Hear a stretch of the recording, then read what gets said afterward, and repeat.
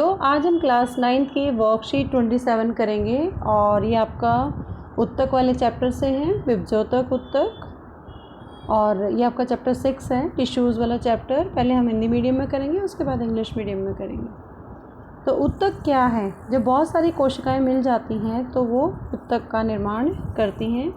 और हमारे शरीर में जितनी भी कोशिकाएं हैं सब अपना कार्य अलग अलग करती हैं। पादपों की कोशिकाएं भी हमारे शरीर की कोशिकाओं की तरह ही कार्य करती हैं। जैसा कि आप जानते हैं कि दो तरह की कोशिकाएं हैं, जंतु और पादप कोशिकाएं, और दोनों ही बहुकोशिक जीव हैं जो कि विभिन्न प्रकार की कोशिकाओं के द्वारा बने हुए हैं। और इन जीवों में सभी कोशिकाएं सभी कार्य करने में सक्षम नहीं होती, इसलिए इन जीवों में प्रत्येक कार्य कोशिकाओं के विभिन्न समूहों द्वारा किया जाता है, जिन्हें उत्तक कहते हैं। और एक ही प्रकार की संरचना या कार्य करने वाली कोशिकाओं के समूह को उत्तक कहा जाता है। ये डेफिनेशन है यहाँ पर। विभिन्न प्रकार के उत्तक, जैसे यहाँ पर इस फिगर में देख रहे हो आप कि कोशिकाएं हैं, बहुत सारी कोशिकाएं मिलकर उत्तक बनाया। उत्तक मिलकर अंग बनाते हैं, जैसे ये हृदय दे रखा है, और हृदय की तरह फेफड़े भी बनते हैं, उत्सर्जन तंत्र है, श्वसन तंत्र है। अलग अलग अंग तंत्र बनाने के लिए उसमें उत्तकों की आवश्यकता होती है, और उत्तकों से अंग बनते हैं, अंग से अंग तंत्र बनता है। जैसे यहाँ पर है, इसमें पौधों के अंदर है, ये मनुष्य के अंदर है। तो ये जो उत्तक हैं, अलग अलग उत्तक मिलकर अंगों का निर्माण करते हैं। विभिन्न अंगों के उत्तकों की कोशिकाएं भी अलग अलग होती हैं जो निश्चित कार्य करने में सक्षम होती हैं। इसलिए पादप और मनुष्य दोनों ही अलग अलग कार्य करने के लिए अलग प्रकार के उत्तक होते हैं। तो आज हम उत्तकों के बारे में बात करेंगे। तो पहला है जंतु उत्तक।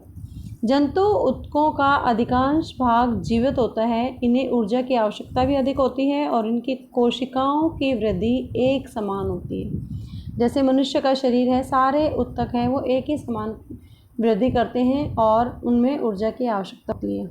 लेकिन पादप उत्तक की अगर हम बात करें तो ये पौधे स्थिर होते हैं, इसलिए इनके अधिकांश उत्तक सहारा देने वाले होते हैं। ये उत्तक अधिकतर मृत होते हैं, इसलिए पौधों में वृद्धि भी कुछ ही क्षेत्रों तक सीमित रहती है। इन्हें ऊर्जा की भी आवश्यकता कम होती है क्योंकि स्थिर हैं। पौधों में कुछ उत्तक जीवन भर विभाजित होते रहते हैं, इसलिए पादप उत्तकों को विभज्योतक उत्तक तथा स्थायी उत्तक के रूप में वर्गीकृत किया जाता है। तो जो पादप उत्तक हैं, उत्तक दो तरह के हैं, जंतु उत्तक और पादप उत्तक। पादप उत्तक को दोबारा दो भागों में बांट दिया, विभज्योतक मेरिस्टेमेटिक टिश्यू और स्थायी उत्तक परमानेंट टिश्यू। अब इसके बारे में वन बाय वन बात करेंगे, पादप उत्तक के बारे में। इस फिगर को देख के आप इसमें आइडेंटिफाई कर सकते हैं, ये वाला फिगर। विभज्योतक उत्तक, पौधों की वृद्धि कुछ निश्चित भागों में ही होती है, जैसे कि पहले भी बोला हमने, और ऐसा विभाजित होने वाले उत्तकों के कारण होता है। इस प्रकार के उत्तकों को विभज्योतक उत्तक कहते हैं। ये तीन प्रकार के होते हैं। सबसे पहले आता है शीर्षस्थ विभज्योतक, ये ऊपर वाला जो टिप पे होता है। ये पौधों के जड़ तथा तनों की वृद्धि वाले भाग में विद्यमान होता है, ये ध्यान रखना है। शीर्षस्थ विभज्योतक है वो पौधों की कहाँ पर होता है? जड़ या तनों की वृद्धि में सहायक होता है, इससे पौधों की लंबाई में वृद्धि करता है। अंतर्वेष्ट विभज्योतक, इसके अंदर अगर हम देखेंगे, अंतर्वेष्ट विभज्योतक के अंदर ये पत्तियों के, ये जो अंतर्वेष्ट है, यहाँ देखोगे आप, पत्तियों के आधार, जो पत्तियाँ हैं जहाँ से निकली हुई हैं, इनके आधार या टहनी के दोनों ओर, अगर ये टहनी है दोनों ओर, ये जो टहनी इनके बीच में इंटरनोड्स होते हैं, इनमें उपस्थित होते हैं। तीसरा है पार्श्व विभज्योतक, जो तने की परिधि है, पार्श्व के अंदर ये आप देखेंगे, इसमें पार्श्व विभज्योतक तने की परिधि, जो तना है उसका जो सरकमफेरेंस है, तथा मूल में वृद्धि पार्श्व विभज्योतक उत्तक के कारण होती है। तो हर एक उत्तक का अपना कार्य है, और जो वृद्धि होती है वो पौधे के कुछ ही निश्चित भागों में होती है, जो आपने देखा, जैसे जड़, तना, पत्ती या तने की परिधि, इन सब के अंदर ये वृद्धि के चांसेस ज़्यादा होते हैं। अब जो विभज्योतक उत्तक है उसके गुण क्या हैं? सबसे पहले इन उत्तकों की कोशिकाएं निरंतर विभाजित होती रहती हैं। सबसे पहला है इसका नाम, इसलिए इनको विभज्योतक उत्तक कहा जाता है। इनके पास बहुत अधिक कोशिका द्रव्य, पतली कोशिका भीति, बाहरी जो कवरेंस होती है उसको बोलते हैं कोशिका भीति, और स्पष्ट केंद्रक होते हैं, और इनमें रसधानियाँ नहीं होती हैं। तो इसके बेस पे आपको ये क्वेश्चंस करने हैं। उत्तक क्या है? पादप और जंतु उत्तकों में कोई दो अंतर लिखिए। विभज्योतक ऊतकों के प्रकार तथा पौधे में उनकी स्थिति दर्शाइए, जो आपको 3 तरह के बताए थे। विभज्योतक ऊतकों के कोई 2 गुण लिखिए। तो सारे क्वेश्चन इस वर्कशीट के अंदर हैं, आराम से इसको पढ़ेंगे, समझेंगे और ये क्वेश्चन अपनी नोटबुक में करें। Now the time for the English medium students, and today's worksheet is worksheet 27 for the 9th class, and today we will discuss about tissue and especially meristematic tissue. Now first of all, how our body work, then the different cells in our body do their work, and similarly the plant cells function in the same way as our cells work in our body. And you know very well there are 2 types of the cells, plant cell and animal cell, and both are multicellular organisms. These are made up of different types of cells, and all cells are not able to perform all the functions. So there are group of cells that are similar in structure and performing same function. They are called tissues. Different types of the tissues combine together to form organ which are capable of performing a specialized function in these organisms. These are plant cell and these are animal cell. You can see, and plant and animals both have different types of specialized tissues in the organs to perform specific functions.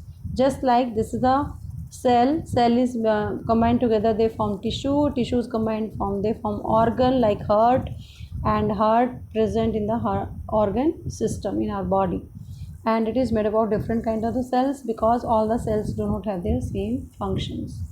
Now there are 2 types of tissues, one is animal tissues and other is plant tissues. First of all, animal tissues, most of the part of the animal tissues are living. They need more energy and their growth is balanced and controlled in the uniform way. For example, in the human being. Plants tissues, they do not show locomotion, means they do not move from one place to another place. So most of the tissues in the plants are to provide support to the plants.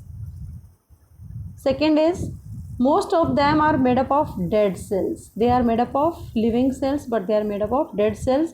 Thus growth in the plants is restricted to the few parts only, and they need less energy because they do not show locomotion. Some tissues keep on dividing throughout the life of the plant, and plant tissues can be grouped into 2 types. One is meristematic tissue, other is permanent tissue. Now today's worksheet is based upon the meristematic tissue. Then we will discuss with the help of this diagram. Meristematic tissue, you can see this diagram.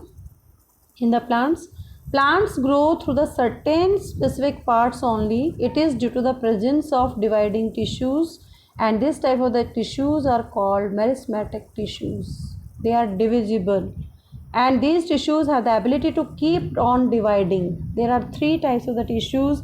First is apical tissue. You can see this apical tissue, and this tissue is present in the growing parts of the plant, like tips of root, stem, and it is the cause of increase in their length.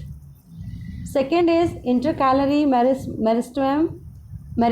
They are present at the base of leaves. Intercalary meristem, they are present at the leaf base, as well as internodes of 2 twigs, this one and this one, internode in between these 2 internodes. Lateral meristematic, growth in the girth of the stem. This is the stem and this is the circumference of the stem or the roots is due to lateral meristematic tissue, and that is also called cambium. So next we will study about the properties of meristematic tissues. First of all, the cells are highly active. They keep on dividing. Second, they have lot of cytoplasm, thin cell walls, and well-defined nucleus. Third, they do not have vacuoles. So these are the properties of meristematic tissue, and on the basis of the worksheet, all the questions are present in the worksheet. So you have to check your understanding. What are tissues? Write the 2 differences between plants and animal tissues. What are different type of meristematic tissues? Where are they located in the plants? Then it is also discussed. You can take help from there. What are the characteristics of meristematic tissues? So these are the characteristics of meristematic tissues. I hope you understand the concept of tissues very well. Keep watching Super Vigyan. Thank you so much.